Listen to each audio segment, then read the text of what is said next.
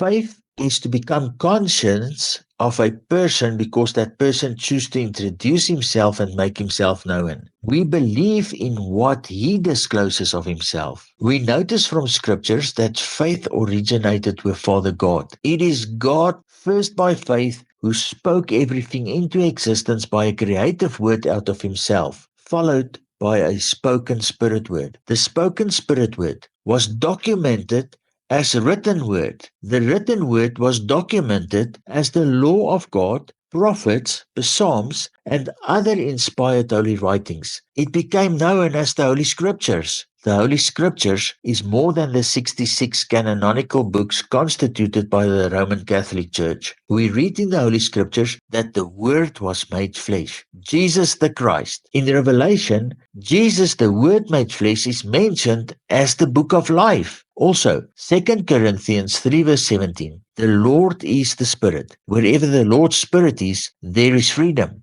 Jesus is the Lord, and the Lord is the Spirit. Jesus Christ the Lord is the Spirit Word.